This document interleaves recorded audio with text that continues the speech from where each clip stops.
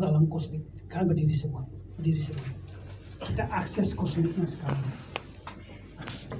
Yang pertama, tangan kanan dibuka, tangan kiri di dada. Lalu tutup tangannya seperti ini. Tangan kiri ditutup dengan tangan kanan. Lalu matanya dipejamkan. Untuk pertama kalinya kita mengakses energi kosmik, kekuatan energi kosmik untuk merubah kehidupan kalian. Sekarang ikuti kata-kata guru. Wahai kosmik. Sekarang sebutin nama Anda. Nama saya, sebutin nama Anda. Nama saya. Mulai detik ini. Saya Saya janjikan diri saya jadikan diri saya menjadi pribadi yang siap Engkau berikan berkah-Mu. Mulai detik ini, hamba berjanji, setiap melihat penderitaan, aku akan membaikkannya. Aku berjanji melakukannya saat ini juga. Om Oigna Mastu. Semoga semua doaku menjadi nyata. Sekarang buka mata, silakan duduk kembali. Jadi lihat ke depan, tidak perlu lama, 2 minggu atau sebulan dari sekarang. Apapun yang belum kalian miliki akan terbuka jalannya.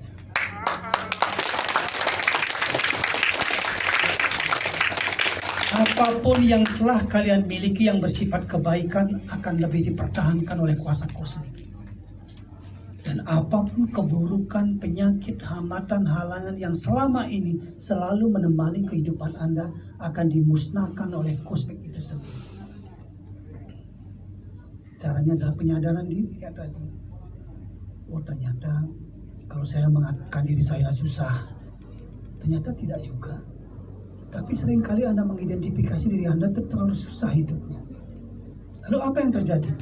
Kalau kalian punya toko kecil, lalu kalian mengatakan, aduh toko saya kecil, tempatnya rumit, barangnya banyak, susah laku. Itu artinya Anda melakukan langkah-langkah menutup toko Anda sendiri. Karena setiap Anda membayangkan toko Anda yang muncul, vibrasi Anda terkirim ke toko itu vibrasi negatif. Ketika Anda menjadi seorang pemasaran, tenaga pemasaran, belum ketemu orangnya lalu Anda mengatakan, aduh susah sekali orang ini, nanti pasti saya ditolak. Itulah yang sesungguhnya kalian ciptakan ketika bertemu orang itu.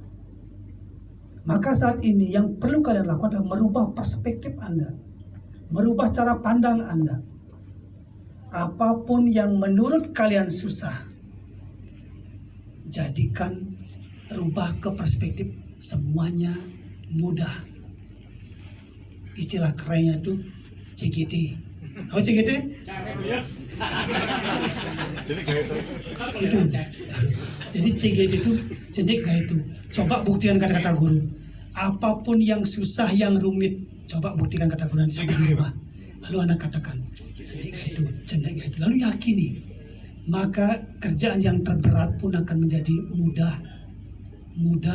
bahkan sangat mudah. Yes. Jangan bermain-main dengan ucapan, karena setiap ucapan yang Anda katakan itu secara metafisika disebut dengan mantram. Mantram itu adalah apapun yang Anda ucapkan sampai kepada Tuhan. Jangan main-main dengan gerakan Anda. Karena setiap gerakan yang dilakukan adalah mudra. Penciptaan energi. Apapun yang Anda lakukan itu sampai kepada Tuhan. Jangan main-main kepada yantra atau simbol otak Anda. Apapun yang Anda pikirkan itulah yang Anda ciptakan. Sama dengan orang penggambar.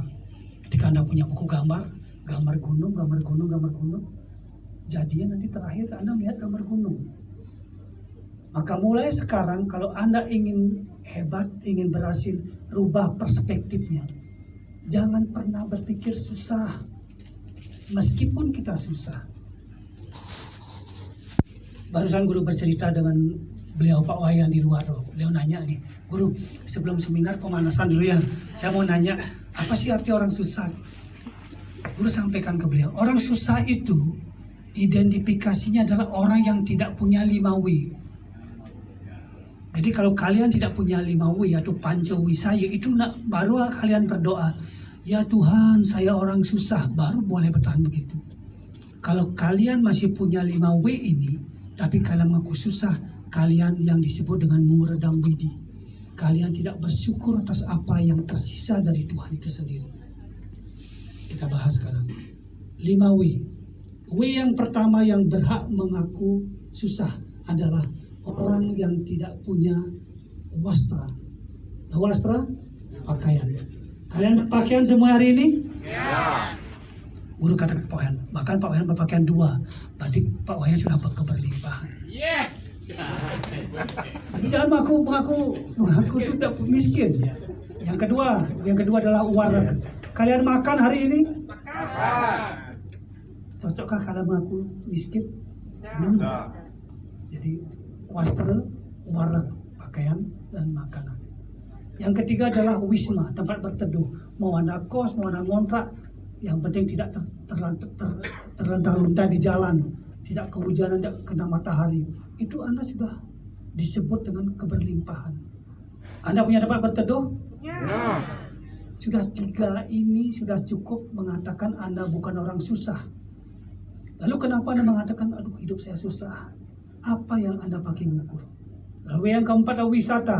Anda tidak terpasuk, tidak terbogor, Anda bukan penjahat, Anda bukan di penjara. Kenapa Anda merasa susah? Dan W yang terakhir atau W yang kelima disebut dengan wasita atau nama baik. Kalian punya nama baik?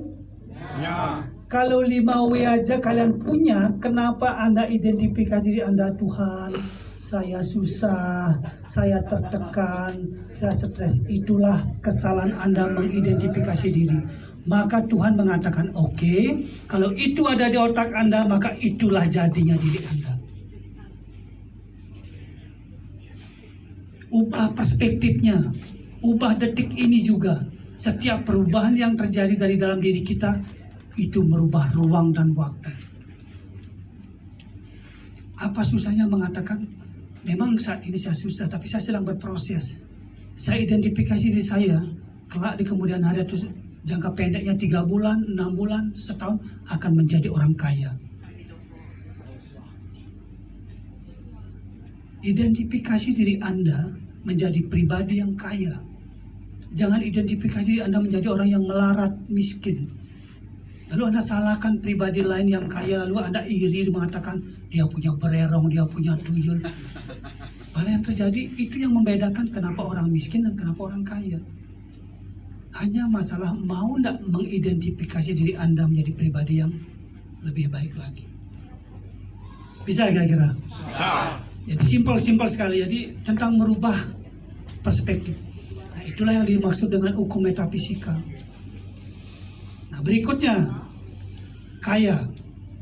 Jadi menolak miskin. Masih di pertanyaan Pak Wayan tadi, guru, apakah kaya itu ketika kita banyak harta? Lalu guru jawab tadi beliau, kaya itu tidak selalu berpikir fokus kepada harta. Karena dalam kehidupan ini, kaya itu ada 2. Kalau kita gagal kaya harta, minimal kita harus kaya hati.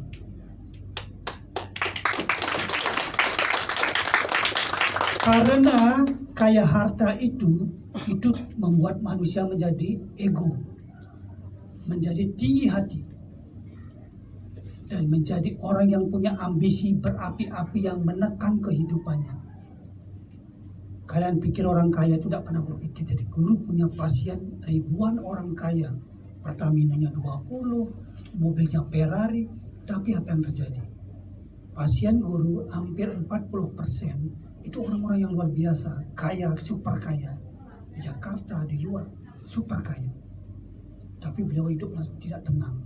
Kalau kalian bisa tidur jam 8, bangun jam 5, mereka tidur jam 1, bangun jam 2, bayangkan.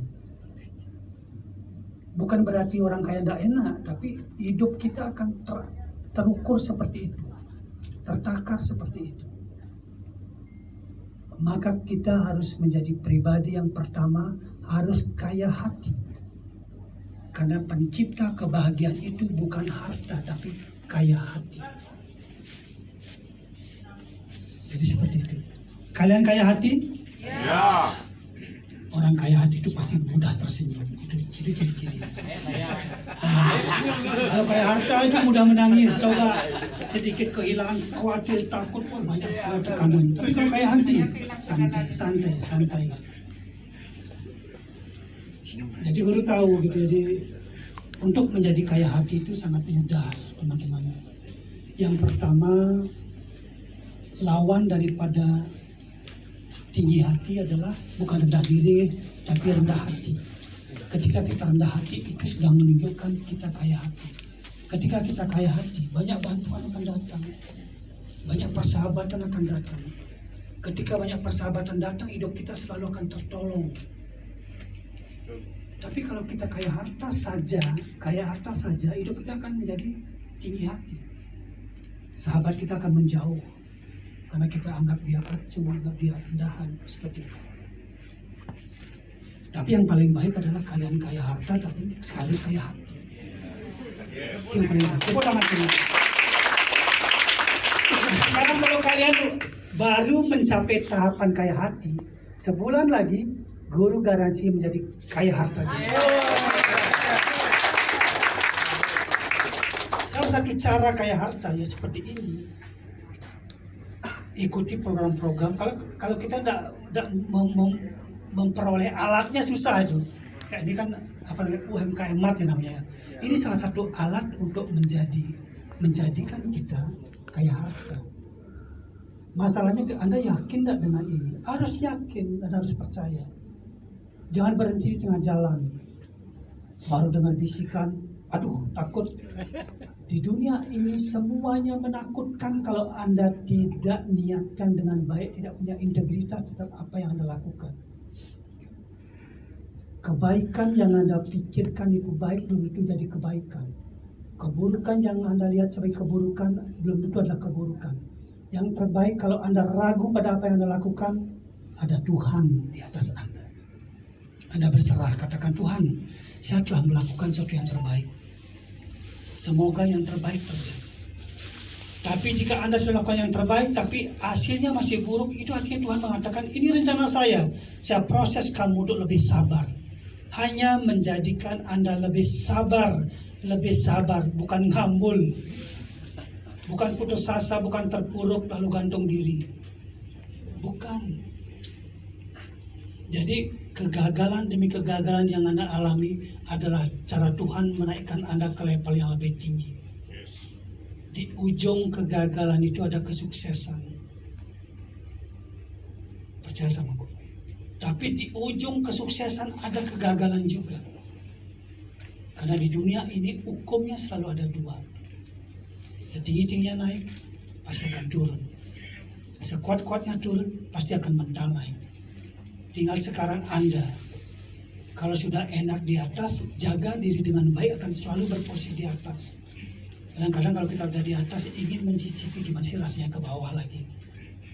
Makanya kalau orang kaya itu pasti celana pendek, baju robek, kan ingin mencicipi turun lagi.